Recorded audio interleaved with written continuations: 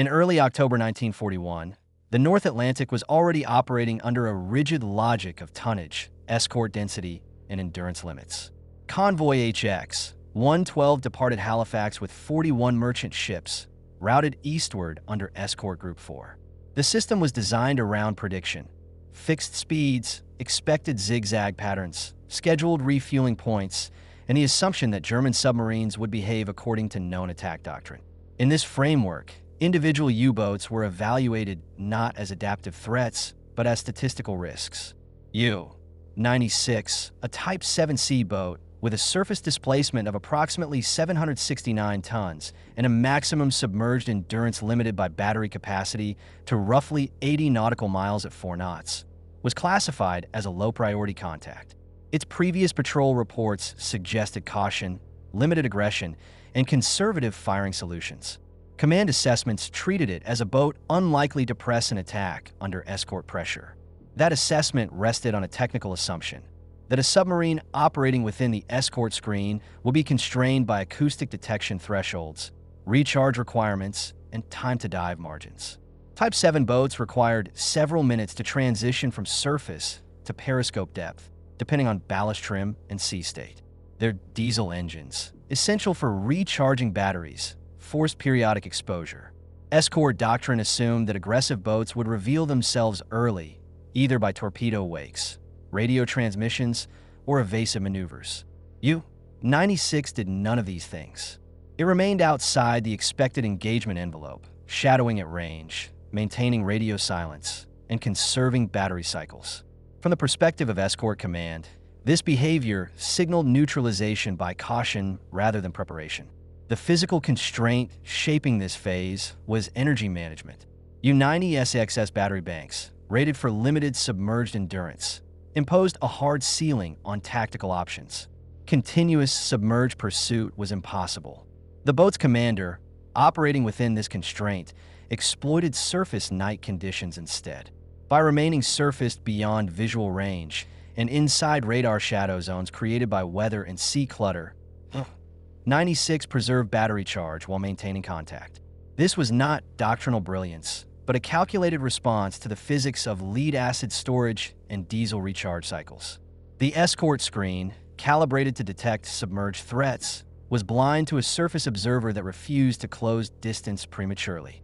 HX-112's escort composition included destroyers and corvettes equipped with ASTIC sets effective primarily against submerged contacts below specific depth and speed thresholds. These systems degraded rapidly against surface targets, especially in heavy seas.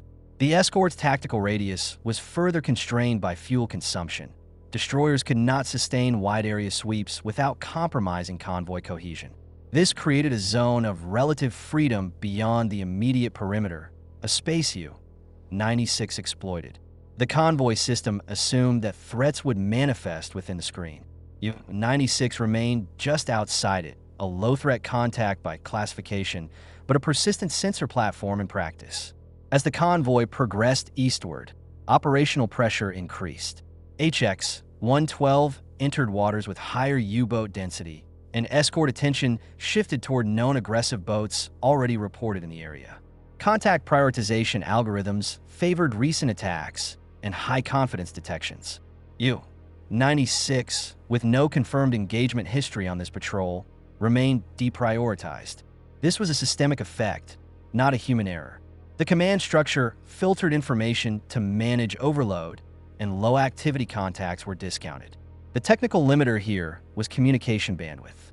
Reports were delayed, compressed, and categorized. Subtle behavioral patterns did not survive this process. When the attack phase began, it did not start with torpedoes.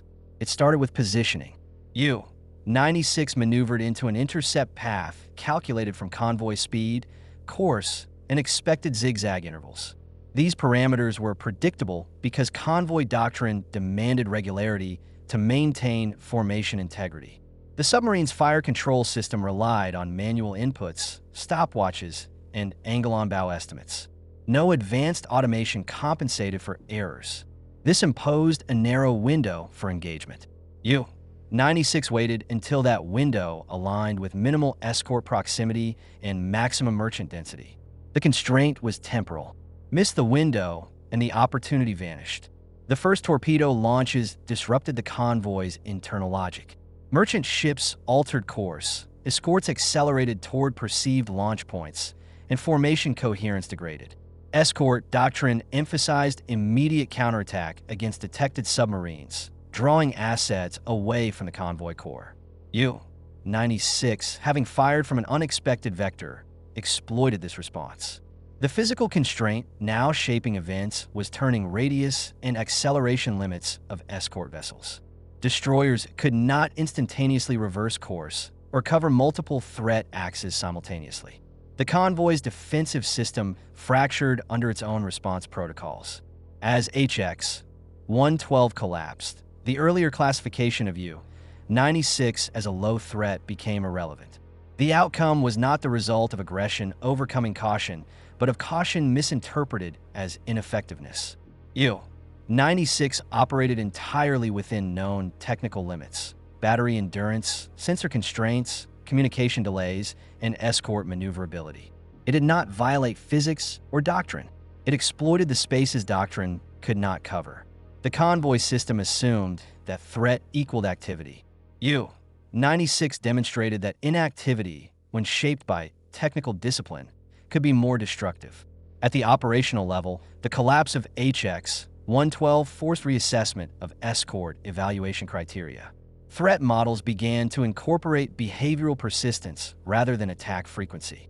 The episode highlighted a mismatch between statistical risk assessment and adaptive adversaries operating under the same physical constraints. U-96 did not become more capable. The system surrounding it proved less flexible than assumed. This realization propagated upward, influencing escort training, contact classification, and patrol coordination in subsequent months. The technical anchor remained unchanged: endurance limits, sensor ranges, and communication latency. What changed was the interpretation of silence and restraint within those limits. The broader implication extended beyond a single convoy. The North Atlantic campaign was governed by cumulative effects. Each misclassified contact increased systemic vulnerability. HX-112 demonstrated that low-threat assessments could mask high-impact potential when technical constraints aligned with doctrinal expectations. U-96 was not an anomaly. It was a case study in how systems fail when they optimize for the average and ignore the margins. The physics of the sea did not change in 1941. The understanding of how to operate within it did. As the war progressed, escort commands adapted, but the lesson remained embedded in operational memory. Caution was no longer equated with neutrality. Silence was treated as data, not absence. U-96's role in HX-112 became a reference point, not for heroism, but for systemic blind spots exposed under pressure. The convoy collapsed not because defenses were weak, but because they were predictable. The submarine did not break the system by force. It allowed the system to break itself by following its own rules too closely. The reassessment that followed HX-112 did not arrive as a sudden doctrinal reversal. It emerged slowly, filtered through after-action reports, escort logs, and revised threat summaries compiled weeks later. Analysts began reconstructing timelines using fuel states, sonar contact durations, and estimated battery cycles. When plotted, U-96's behavior no longer appeared passive. It appeared optimized. Its patrol pattern aligned with endurance limits rather than aggression thresholds. This reframing mattered because it shifted the analytical anchor from intent to constraint. The question was no longer why the boat did not attack earlier, but how long it could afford to wait. At the technical level, the limiting factor remained unchanged: energy. A Type 7 boat could not sustain submerged pursuit beyond battery capacity, and every submerged hour increased vulnerability during recharge. U-96's commander treated this not as a handicap, but as a scheduling tool. By synchronizing surface exposure with periods of reduced escort vigilance, night cycles, weather interference, and convoy course corrections, the boat minimized risk without increasing activity. Escort command, still oriented around contact density metrics, failed to weight this behavior appropriately. Silence was logged as absence. It should have been logged as endurance management. This misinterpretation exposed a deeper systemic issue. Escort doctrine prioritized immediate suppression over long-term containment. Once a submarine was assessed as neutralized or inactive, escort resources shifted elsewhere. This created temporal gaps in coverage that a patient adversary could exploit. The physical constraint driving this behavior was fuel consumption. Destroyers operating at high speed to prosecute contacts burned fuel at rates that reduced on-station time. Escorts could not afford to linger indefinitely over low-confidence contacts. U-96 exploited this economic reality, not by forcing engagement, but by waiting it out. In the months following 1941, revised convoy procedures began incorporating extended shadowing assumptions.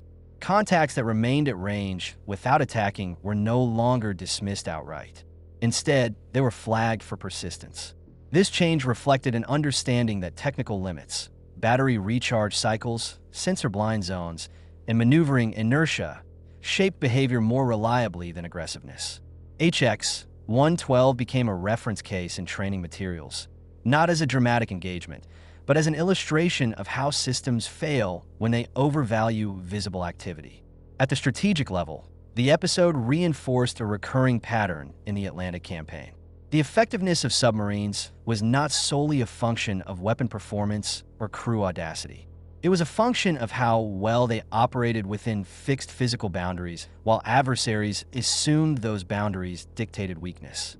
U-96 did not exceed its design parameters. It adhered to them with discipline. The convoy system, built to counter overt threats, struggled against restraint. By late 1942, improved radar coverage, extended air patrols, and revised escort doctrines narrowed the spaces U-boats once exploited. But these adaptations came at cost and delay. HX-112 marked an early indication that the battle was not simply between platforms, but between assumptions about how those platforms could be used. The collapse of the convoy was not an outlier. It was an early signal that caution, when misunderstood, could be more destabilizing than aggression. In retrospect, U-96's role in HX-112 appears less as a tactical triumph and more as a diagnostic event. It revealed how tightly coupled systems, convoy routing, escort allocation, and threat assessment could amplify small misjudgments into operational failure. The submarine remained constrained by steel, batteries, and fuel. The system opposing it was constrained by doctrine, logistics, and interpretation. Where those constraints overlapped, the convoy failed. The Atlantic War would continue to oscillate between adaptation and exploitation. Each side learned, adjusted, and relearned. HX-112 occupies a narrow place in that continuum, not as a turning point, but as an example of how danger persists when it is assumed to be contained. The lesson was not that U-96 was underestimated. It was that the system used to measure threat was calibrated to the wrong signals. That recalibration unfolded unevenly. Escort command directives issued in early 1942 emphasized improved reporting discipline and longer-duration contact monitoring, but the underlying technical constraints remained stubborn. Radar sets of the period still struggled with sea clutter. ASTIC performance degraded above certain speeds and in layered thermals. Aircraft coverage was intermittent beyond coastal ranges. These limitations imposed hard boundaries on what escorts could actually observe. U-96's behavior during HX-112 was re-examined against these boundaries and found to be consistent with an adversary optimizing for invisibility rather than engagement. The system had interpreted optimization as weakness. From an engineering perspective, the episode underscored a critical asymmetry. A submarine needed only one uninterrupted firing window to impose disproportionate disruption. An escort group, by contrast, had to maintain continuous coverage to prevent that window from opening. This asymmetry was governed by time. Escorts rotated watches, refueled, and coordinated across multiple vessels. Each transition introduced micro-gaps. U-96's commander tracked these patterns indirectly, using changes in screw noise, light discipline, and radio silence as proxies for escort fatigue and repositioning. These indicators were subtle, but they were sufficient within the limits of human perception and analog instrumentation. The convoy itself became an amplifier of vulnerability. HX-112's merchant ships varied in speed and handling characteristics, forcing periodic course adjustments to maintain formation. Each adjustment propagated delays and confusion through the column. Escorts compensated by tightening their screen, which reduced lateral coverage. The technical anchor here was inertia. Large merchant hulls could not respond quickly to course changes without risking collision or loss of station. This rigidity constrained escort options. U-96 exploited the predictable consequences of mass and momentum, positioning itself where the convoy could not easily reorient. As analysts reconstructed the engagement, they noted that U-96's torpedo expenditure was limited. The boat did not saturate the convoy with fire. It selected targets to maximize disruption rather than sink count. This choice reflected another constraint: reload time and torpedo availability. Type 7 boats carried a finite number of torpedoes, and reloading under combat conditions was slow and manpower-intensive. By forcing escorts into reactive patterns, U-96 extended the impact of each launch beyond its immediate effect. The convoy's collapse was as much a product of defensive overreaction as offensive precision. At the doctrinal level, HX-112 challenged the assumption that deterrence required constant pressure. Escort Command had focused on making attacks costly. U-96 demonstrated that making attacks rare could be equally effective if the system interpreting rarity misread its significance. This insight did not immediately translate into new doctrine. Institutional inertia slowed adaptation. Training programs lagged behind operational reality. The physical limits of ships and sensors were easier to acknowledge than the cognitive limits of threat assessment frameworks. By mid-1942, the cumulative effect of similar incidents began to alter strategic thinking. Convoy defense shifted toward layered protection, integrating air patrols and extending radar coverage. These changes reduced the spaces U-boats could exploit, but they also increased logistical complexity. Fuel consumption rose. Maintenance demands increased. The Atlantic became more crowded with assets, each operating closer to its own limits. HX-112 remained relevant because it illustrated how a single misclassification could cascade through an interconnected system already operating near capacity. The legacy of U-96's patrol lay not in the ships lost, but in the questions raised. How should a system interpret restraint? How should it allocate resources when the absence of activity may signal preparation rather than defeat? These questions persisted as the war evolved. They resurfaced whenever technology promised certainty but delivered ambiguity. The Atlantic campaign was ultimately shaped by these ambiguities, not by decisive engagements alone. As the conflict moved into later phases, improved detection and coordination narrowed the margin for such exploitation. Yet the fundamental lesson endured. Systems fail not when they face unknown threats, but when they misread known ones. U-96 operated within every known technical boundary of its design. HX-112 collapsed because the system opposing it assumed those boundaries defined safety. By late 1942 and into 1943, Escort Command reviews increasingly treated HX-112 as a baseline failure mode rather than an isolated anomaly. The event was folded into comparative studies alongside later convoy actions, not because its losses were exceptional, but because its sequence exposed how multiple small constraints aligned into a single operational collapse.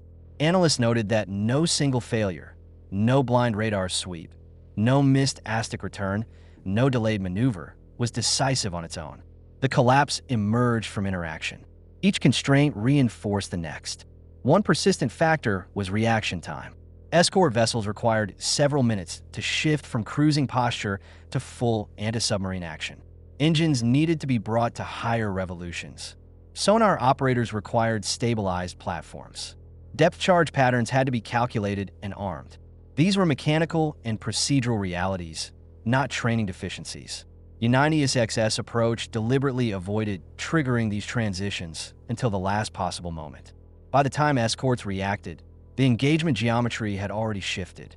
The submarine had converted temporal delay into positional advantage. Another overlooked element was command latency. Orders flowed from escort leaders to individual ships through flag signals and radio transmission subject to interference and delay. In heavy seas, visual signaling degraded. Radio silence protocols further slowed coordination. During HX-112, these delays compounded as escorts attempted to respond to multiple perceived threats simultaneously. The technical anchor here was communication bandwidth. Limited channels forced prioritization, and low-confidence contacts like U-96 were deprioritized by design. The system filtered itself into vulnerability. From a submarine's perspective, constraints were equally unforgiving. Hull integrity limited diving depth. Battery discharge curves dictated maximum submerged speed. Periscope exposure risk detection by vigilant lookouts. None of these constraints favored bold action. They favored patience. U-96's commander treated every limitation as a scheduling problem rather than a tactical obstacle. Engagement was deferred until physical limits on the opposing system, fuel states, formation rigidity, and reaction lag, were most acute. HX-112 also influenced how intelligence summaries were interpreted. Pre-1941 assessments emphasized recent attack frequency as a primary threat indicator. Post-HX-112 analyses began correlating threat with persistence in contact zones. Boats that remained in proximity without attacking were reclassified as potential high-risk actors. This shift reflected an acknowledgement that technical discipline could mask intent. The absence of noise or fire was no longer assumed to indicate disengagement. It indicated capacity to wait. At the strategic level, the convoy's collapse fed into broader debates about resource allocation. Expanding escort coverage reduced individual convoy vulnerability but stretched maintenance and fuel supplies. Every additional destroyer assigned to a convoy reduced availability elsewhere. HX-112 illustrated that misallocation could be as damaging as underallocation. Assigning fewer resources to a contact deemed neutralized created a vulnerability disproportionate to the savings achieved. This realization reshaped escort distribution models in subsequent planning cycles. In historical hindsight, U-96's role appears neither exceptional nor unique. Similar patterns emerged repeatedly throughout the Atlantic War. What distinguished HX-112 was timing. It occurred early enough that doctrinal assumptions were still rigid, yet late enough that convoy systems were already under strain. The episode exposed how systems optimized for efficiency can become brittle when confronted with adversaries who exploit efficiency's blind spots. The enduring significance of HX-112 lies in its demonstration that control is not binary. A convoy can appear protected while remaining fragile. A submarine can appear constrained while retaining lethal potential. The balance between these states is governed by physics, logistics, and interpretation. When interpretation lags behind reality, systems fail quietly, without dramatic warning. In this sense, U-96 did not defeat HX-112 through superior force. It revealed the convoy's dependence on assumptions that no longer held. The collapse was not sudden. It was the predictable outcome of interacting limits, misread signals, and delayed adaptation. The Atlantic campaign would continue to oscillate between these dynamics, but HX-112 marked the moment when restraint itself became recognizable as a weapon. The implications of that recognition extended beyond convoy tactics and into the way naval warfare itself was conceptualized. HX-112 forced planners to confront a structural reality. Systems designed to counter visible aggression struggle against disciplined latency. In the Atlantic, latency was not empty time. It was an active state governed by fuel burn rates, battery discharge curves, crew endurance, and a slow arithmetic of distance and speed. U-96 operated inside that arithmetic with precision.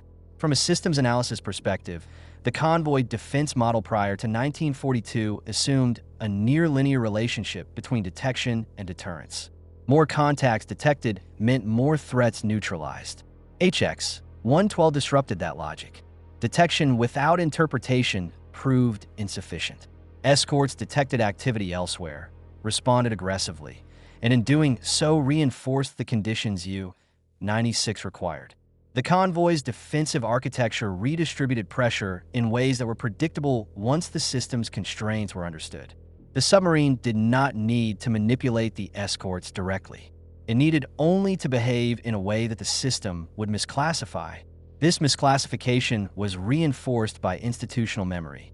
Earlier in the war, aggressive U-boats that attacked frequently were easier to counter because they revealed themselves. Loss statistics reinforced the belief that activity equaled danger. Caution was associated with failure or inexperience. U-96 contradicted that narrative without ever explicitly challenging it. Its patrol reports, when read without contextual analysis, appeared unremarkable. Only when placed against the timeline of HX-112 did their significance become clear. Technically, nothing about U-96 was exceptional. Its sensors were limited. Its weapons were conventional. Its maximum speed, both surfaced and submerged, was inferior to most escort vessels. The decisive factor lay in how these limitations intersected with those of the convoy system. Escorts could outrun the submarine, but could not be everywhere. They could detect submerged contacts, but were vulnerable to surface shadowing under poor conditions. They could respond quickly, but only after committing to a perceived threat. Each capability carried an associated delay or blind spot. U-96's restraint synchronized with those delays. As the war progressed, Allied responses increasingly focused on reducing interpretive ambiguity.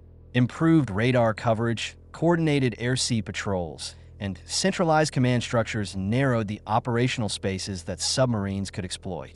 Yet these solutions were resource-intensive and slow to implement. HX-112 stands as an early demonstration of why such measures became necessary.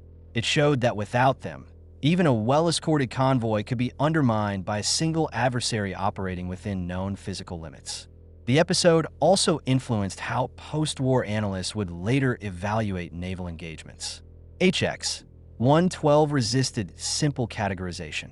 It was neither a decisive battle nor a minor skirmish. Its importance lay in how it exposed the fragility of complex systems under conditions of uncertainty. That lesson would echo in later conflicts, where technology promised control but delivered new forms of ambiguity. In the end, U-96's patrol against HX-112 did not alter the course of the Atlantic War by itself. What altered was understanding. It demonstrated that danger does not always announce itself through intensity. Sometimes it manifests through patience, discipline, and an intimate understanding of limits, both one's own and the enemy's. The convoy collapsed, not because it lacked protection, but because its protection was calibrated to the wrong signals. As escort command absorbed these lessons, a secondary realization emerged, one that was harder to formalize. Systems built to manage risk tend to optimize for measurable signals. HX-112 exposed how this preference can distort perception. Acoustic contacts, radar returns, and reported attacks generated quantifiable data. Patience did not. U-96's most consequential action during the patrol was the absence of action, and absence resisted formal waiting. The convoy defense system was not blind. It was selectively attentive. This selectivity was rooted in logistics. Escort groups operated under finite endurance. Fuel state dictated patrol radius. Crew fatigue dictated watch cycles. Maintenance schedules dictated availability. These constraints forced commanders to prioritize. Threat models simplified decision-making by ranking contacts according to recent activity. In this framework, U-96's restraint placed it at the bottom of the list.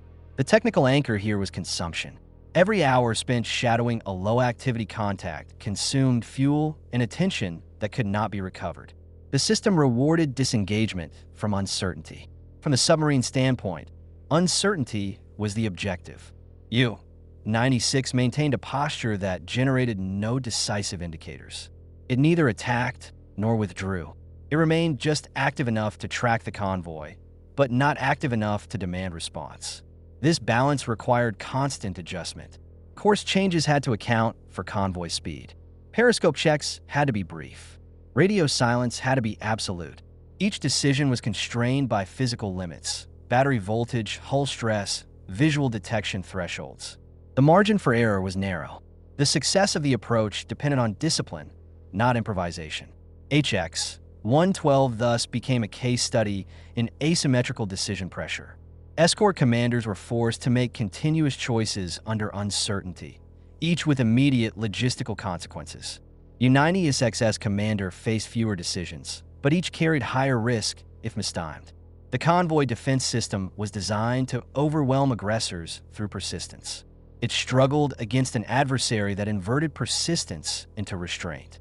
This inversion exploited the difference between mechanical limits and cognitive expectations. In subsequent Atlantic operations, escorts became more cautious about declaring contacts neutralized. Yet this caution carried its own cost. Increased shadowing reduced operational tempo and strained resources. HX-112 highlighted an uncomfortable truth: perfect coverage was unattainable. The ocean imposed distances that technology could narrow but not erase. Every system operated within tolerances. When those tolerances aligned unfavorably, failure emerged without dramatic confrontation. The historical significance of HX-112 lies in this quiet failure mode. No single explosion defined the moment. No decisive maneuver marked the collapse. Instead, the convoy unraveled as a series of rational responses to incomplete information. U-96 did not defeat the escorts in combat. It allowed them to defeat their own assumptions. The episode underscored that in naval warfare, control is often inferred rather than proven, and inference can be wrong. As analysts revisited wartime records decades later, HX-112 remained instructive precisely because it resisted narrative simplification. It was not a story of superior technology or individual brilliance. It was a demonstration of how systems behave under constraint. U-96 operated at the edge of its endurance. The convoy defense operated at the edge of its interpretive capacity. Where those edges met, collapse occurred. This pattern would repeat in different forms throughout the war and in conflicts beyond it. HX-112 stands as an early illustration of a principle that would later be articulated explicitly: that systems optimized for efficiency are vulnerable to adversaries who understand and exploit the cost of certainty. The Atlantic campaign was fought not only with steel and explosives, but with time, patience, and the disciplined management of limits. HX-112 occupies a narrow but revealing place in the history of the Atlantic campaign because it does not fit the familiar categories of victory or defeat. It represents a moment when the assumptions embedded in an operational system briefly lagged behind the reality they were meant to control. The convoy did not fall because escorts were absent, poorly trained, or technologically inferior. It fell because the framework used to interpret threat treated restraint as resolution and patience as irrelevance. Placed in historical scale, U-96 patrol illustrates a recurring pattern in industrial warfare. As systems grow more complex, they depend increasingly on abstraction, classifications, priority lists, and probabilistic models. These abstractions are necessary. Without them, command collapses under information overload. But abstraction carries risk. It filters out behaviors that do not conform to expected signals. HX-112 shows how an adversary operating entirely within known physical limits, battery capacity, fuel endurance, sensor blind zones, can exploit that filtering process without ever exceeding it. The broader Atlantic War would eventually correct for this vulnerability. Air coverage expanded, radar improved, escort coordination tightened. By 1943, the operational spaces that allowed such restraint-driven exploitation had narrowed considerably. Yet these corrections required time, resources, and loss. HX-112 belongs to the phase before adaptation fully took hold, when systems were efficient but brittle, optimized for visible threats, and vulnerable to disciplined absence. In retrospect, U-96 did not introduce a new method of attack. It demonstrated an existing one more clearly than most.